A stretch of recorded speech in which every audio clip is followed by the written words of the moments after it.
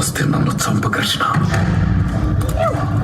నీ ఉపదేశాలు వినడానికి నేను అర్జునుడిని కాదు. ఈ 18 రోజుల కురుక్షేత్ర యుద్ధంలో జరిగిన పాపాల కన్నా నీ అధర్మం నిష్కృతి లేనిది. ద్రోణాచార్యుడి పుత్రుడివై ఉండి ఇంతకి దిగజారావా? నా తండ్రి పేరు పలికే అర్హత నీకు లేదు కృష్ణ. నువ్వనుకుంటే అతని మరణాన్ని ఆపగలిగేవాడిని.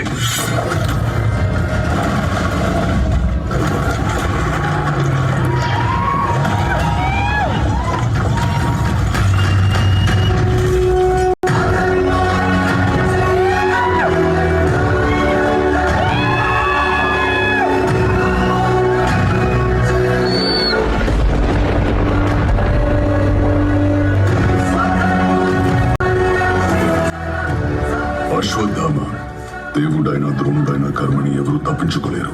గర్భస్థ శిశువుపై అస్త్రం వదిలావు. నీ కర్మ నువ్వు అనుభవించక తప్పదు. అయితే సంధించు చక్రం, విధించు నీ శిక్షని. చావు నీ శిక్ష కాదు అశ్వత్థామ, అది నీ ముక్తి. కాలాంతరం పాండవులందరూ చనిపోతారు. నా శరీరము మరణిస్తుంది. ఈ యుగం అంతరిస్తుంది. కానీ నీకు మరణం రాదు. వేలాది సంవత్సరాలు నీ గాయాలు మానక, చావు రాక, బ్రతకలేక ఎన్నో పాపాలు చూస్తూ ఒంటరిగా జీవిస్తావు. ఇదే నా శాపం. మరి నాకు ప్రాయశ్చిత్తమే లేదా? నువ్వు నన్ను చంపాలనుకున్నావు, కానీ ఒకరోజు నువ్వే నన్ను కాపాడాలి. నేనా? కలియుగం వస్తుంది, కలి వస్తున్నాడు. అధర్మం పెరిగిపోయి ప్రపంచమంతా చీకటైనప్పుడు నేను మళ్ళీ ఒక అవతారం ఎత్తాలి.